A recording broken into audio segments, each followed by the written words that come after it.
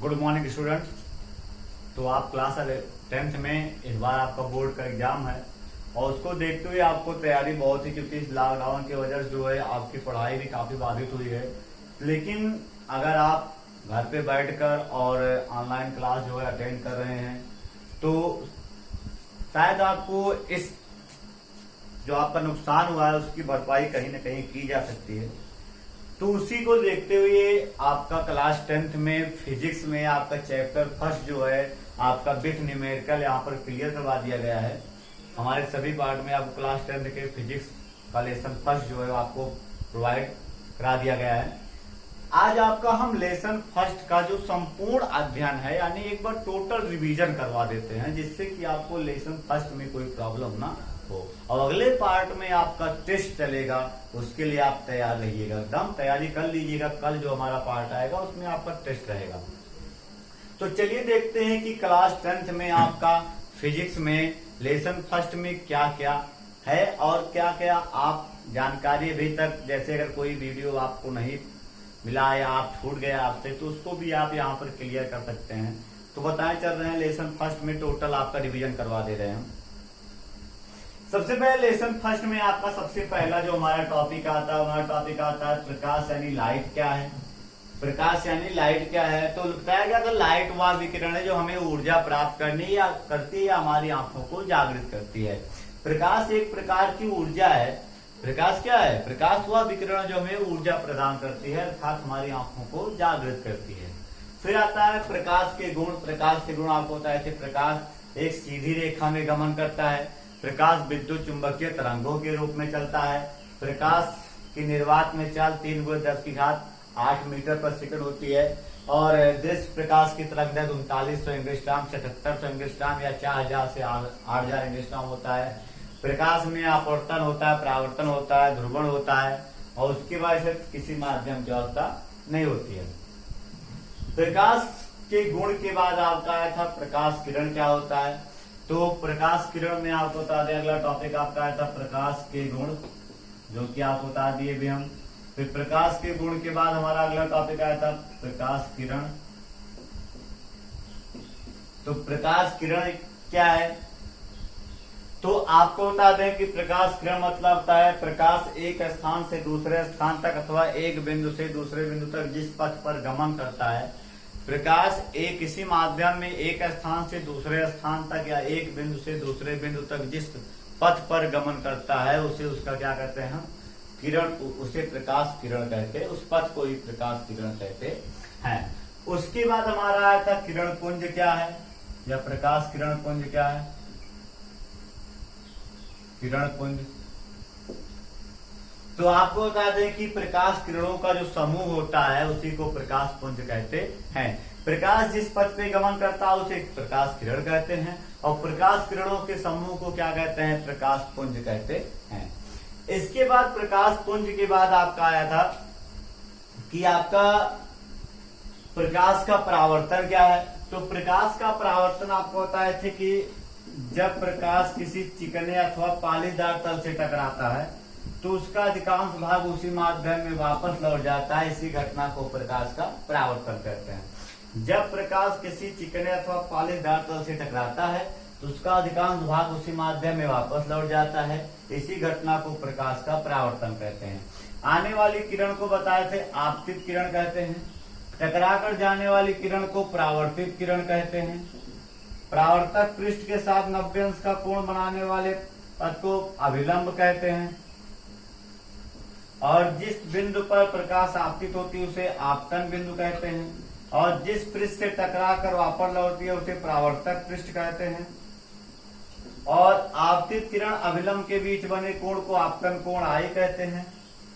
परावर्तित किरण अभिलंब के बीच बने कोण को परावर्तन कोण आर कहते हैं। ये आपका था प्रकाश का परावर्तन। अब प्रकाश के परावर्तन के बाद हमारा आता है परावर्तन के नियम तो या परावर्तन के गुण। तो इसके कुल 2 गुण या 2 नियम हैं।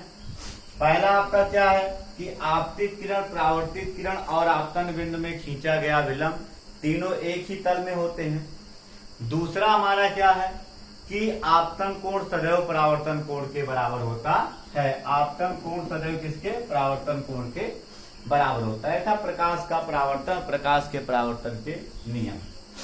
अब इसके बाद हमारा अगला टॉपिक आता है, परावर्तन के बाद आपको तुरंत अपवर्तन भी समझा दे रहे हैं। प्रकाश का अपवर्तन क्या जान लीजिए, अपवर्तन के बारे में बता दिया जाए तो जब प्रकाश, ये आपका अभिलंब है, जब प्रकाश एक समान पारदर्शी माध्यम से दूसरे माध्यम में प्रवेश करता है, जब प्रकाश एक समान पारदर्शी माध्यम से दूसरे माध्यम में प्रवेश करता है, इसकी दो कंडीशन होती है, दोनों कंडीशन आप देख लीजिएगा।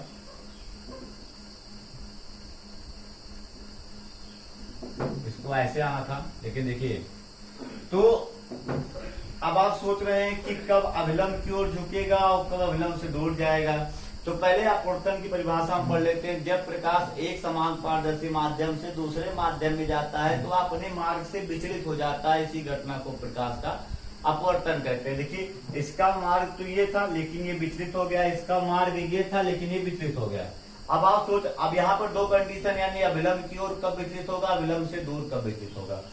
तो यदि प्रकाश विरल माध्यम से सघन माध्यम में आएगा, ये आपका सघन माध्यम है और ये आपका विरल माध्यम है। यदि विरल माध्यम से सघन माध्यम में आता है तो अभिलंब की ओर विचलित होता है, और यदि आपका सघन माध्यम से विरल माध्यम में जाता है तो अभिलंब से दूर विचलित होता है। इसको आप याद रखिएगा। फिर इसके भी आपके नियम आएंगे, अपवर्तन के नियम। इसके भी दो नियम है। दो नियम कौन कौन से हैं? पहला नियम है आपतित किरण, अपवर्तित किरण तथा आपतन वेद में खींचा गया अभिलंब, तीनों एक ही तल में होते हैं। दूसरा आपका क्या है कि आपतन कोण की जा और अपवर्तन कोण की जा, आपतन कोण की जा और अपवर्तन कोण की जा का अनुपात एक नियतांक होता है, और इस नियतांक को हम कहते हैं पहले माध्यम के सापेक्ष दूसरे माध्यम का अपवर्तनांक भी कहते हैं, अर्थात यहाँ पर होता है 1n। इसे स्नेल का नियम भी कहा जाता है, याद रखिएगा इसको। अब इसके बाद आपका अगला टॉपिक आता है अपवर्तन के बाद क्रांतिक कोण। क्या आपको बता दें हम, तुरंत आप जान लीजिए क्रांतिक कोण किसे कहते हैं, क्रिटिकल एंगल क्या है। तो क्रांतिक कोण का मतलब होता है जब प्रकाश सघन माध्यम से विरल माध्यम में जाता है। कहां जाता है?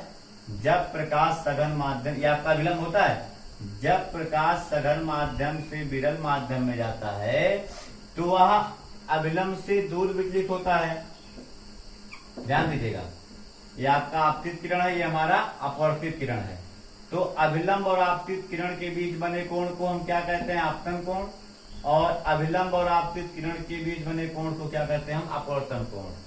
तो वह आपतन कोण जिस पर अपवर्तन कोण का मान 90 डिग्री होता है। जब प्रकाश सघन माध्यम से विरल माध्यम में प्रवेश करता है तो वह आपतन कोण जिस पर अपवर्तन कोण का मान 90 डिग्री होता है क्रांतिक कोण कहलाता है, और इसे C से प्रदर्शित करते हैं। अर्थात जब आपका R बराबर 90 डिग्री होगा तो आपका I बराबर क्या हो जाएगा? C हो जाएगा।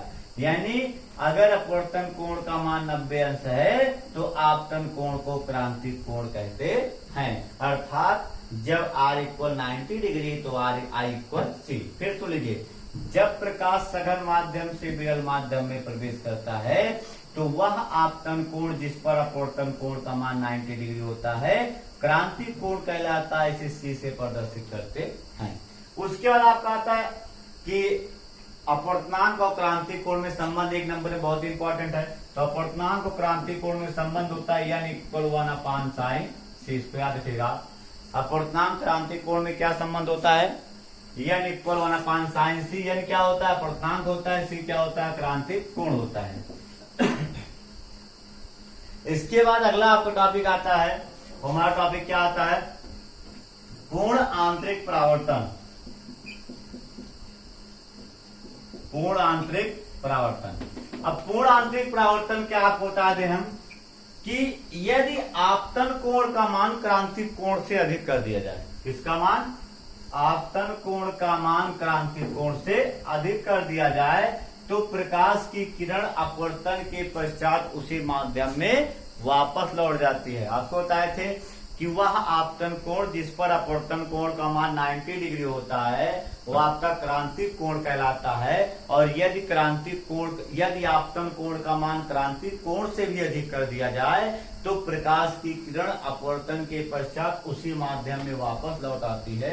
इसी घटना को पूर्ण आंतरिक परावर्तन कहते हैं। एक बार फिर से दैट सुन लीजिए, जब आपतन कोण का मान यानी जब I इज ग्रेटर देन क्या C, अगर I का मान C से अधिक कर दिया जाए, I क्या है आपतन कोण, C क्या है क्रांतिक कोण, याद रखिएगा। यदि I ग्रेटर देन C, यदि I का मान C से बड़ा होगा मतलब आपतन कोण का मान क्रांतिक कोण से बड़ा होगा तभी पूर्ण आंतरिक परावर्तन होगा। तो जब आपतन कोण का मान क्रांतिक कोण से अधिक कर दिया जाता है तो प्रकाश की किरण अपवर्तन के पश्चात उसी माध्यम में वापस लौट आती है। इसी घटना को पूर्ण आंतरिक परावर्तन कहते हैं।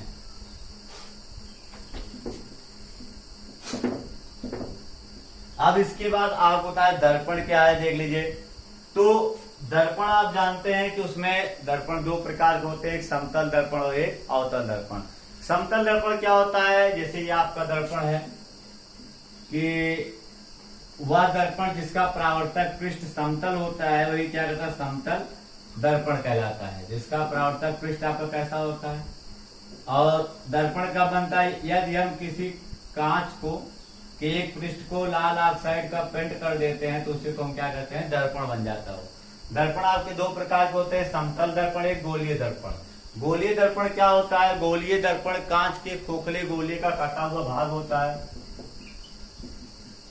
गोलीय दर्पण। इसमें क्या होता है, कांच का खोखला गोला होता है, इसको हम बीच से काट देते हैं। काटने के बाद हम इसके एक पृष्ठ को पॉलिश कर देते हैं। और हमेशा याद रखिएगा, हमेशा दायां पृष्ठ पॉलिश होता है, याद रखिएगा। अब हम देख रहे हैं इस गोले के दो भाग बन गए, ये बीच में से इसको काट दिए, इसके दो भाग, एक ये वाला भाग एक ये वाला भाग। और हमेशा किसी भी कांच का कोई भी टुकड़ा होगा अगर हमें दर्पण बनाना तो हमेशा दायां पृष्ठ पॉलिश होगा, याद रखिए, क्योंकि प्रकाश हमेशा बाईं ओर से आता है। तो हम देख रहे हैं कि हम इस भाग के दाएं पृष्ठ को पॉलिश कर दिए, इस भाग के दाएं पृष्ठ को पॉलिश कर दिए। तो जब प्रकाश इस यहाँ आएगा तो हम जानते हैं कि इसी पृष्ठ से टकरा कर क्या होगा, वापस लौट जाएगा बाहरी पृष्ठ से, क्योंकि भीतरी पृष्ठ इसका पॉलिश है। और इसमें क्या होगा, इसमें आपका भीतरी पृष्ठ से टकरा कर वापस आएगा क्योंकि बाहरी पृष्ठ पॉलिश है। तो इस दर्पण को हम कहते हैं उत्तल दर्पण और इस दर्पण को हम क्या कहते हैं, अवतल दर्पण। सबसे पहले गोलीय दर्पण क्या है, तो गोलीय दर्पण कांच के खोखले गोले का कटा हुआ भाग होता है जिसके एक पृष्ठ पर लाल ऑक्साइड का पेंट अथवा कलई किया होता है। ये दो प्रकार के होते हैं, उत्तल दर्पण और अवतल दर्पण। वह दर्पण जिसमें प्रकाश का परावर्तन उभरे हुए पृष्ठ अर्थात बाहरी तल से होता है उत्तल दर्पण कहलाता है। और वह दर्पण गोलीय दर्पण जिसमें प्रकाश का परावर्तन दबे हुए तल अर्थात भीतरी पृष्ठ से होता है, अवतल दर्पण कहलाता है। इसके बाद दर्पण के बाद आपको बता दें लेंस भी तुरंत आप देख लीजिए, लेंस किसे कहते हैं।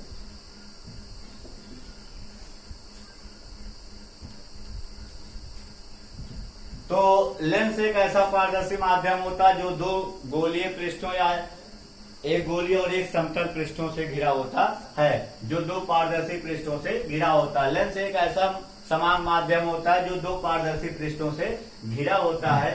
अब जैसे आपके दो प्रकार का होता है, एक आपका उत्तल लेंस होता है, आपका अवतल लेंस होता है। वह लेंस जो बीच में मोटा और किनारों पर पतला होता है उत्तल लेंस कहलाता है, और वह लेंस जो बीच में पतला और किनारों पर मोटा होता है अवतल लेंस कहलाता है। जो बीच में मोटा और किनारों पर पतला होता है उत्तल लेंस कहलाता है, जो बीच में पतला किनारों पर मोटा होता है वो अवतल लेंस कहलाता है। अब आपको बता दें अभिसारी लेंस और अपसारी लेंस क्या है। तो उत्तल लेंस को हम अभिसारी लेंस कहते हैं और अवतल लेंस को हम अपसारी लेंस कहते हैं। कैसे कहते हैं, डिफिनीशन क्या है, तो वह लेंस जिसमें मुख्य अक्ष के समांतर आने वाली प्रकाश की किरणें, ये सब मुख्य अक्ष के समांतर आने वाली प्रकाश की किरणें हैं, जिसमें मुख्य अक्ष के समांतर आने वाली प्रकाश की किरणें अपवर्तन के पश्चात एक ही बिंदु से होकर जाती हैं। वह लेंस जिसमें मुख्य अक्ष के समांतर आने वाली प्रकाश की किरणें अपवर्तन के पश्चात एक ही बिंदु से होकर जाती हैं अभिसारी लेंस कहलाता है। और वह लेंस जिसमें मुख्य अक्ष के समांतर आने वाली प्रकाश की किरणें अपवर्तन के पश्चात एक ही बिंदु से आती हुई प्रतीत होती हैं, अपसारी लेंस कहलाता है। तो एक ही बिंदु से होकर जाती है तो अभिसारी लेंस, और अपवर्तन के पश्चात एक ही बिंदु से आती हुई प्रतीत होती है तो अपसारी लेंस। तो उत्तल लेंस को अभिसारी लेंस कहते हैं, अवतल लेंस को अपसारी लेंस कहते हैं।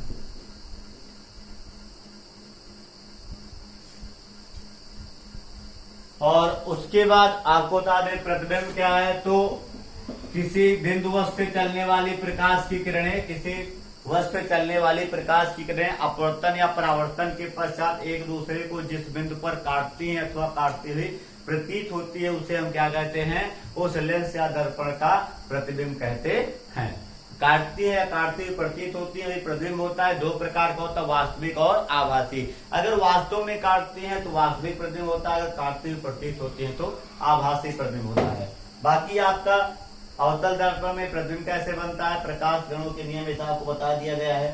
तो आपका ये लेसन फर्स्ट आपका कंप्लीट हो गया है, जो थोड़ा बहुत बचा उसको आप देख लीजिएगा। और कल आपका लेसन फर्स्ट का फिजिक्स 10th का टेस्ट रहेगा, इसके लिए आज आप तैयारी पूरा कर लीजिएगा।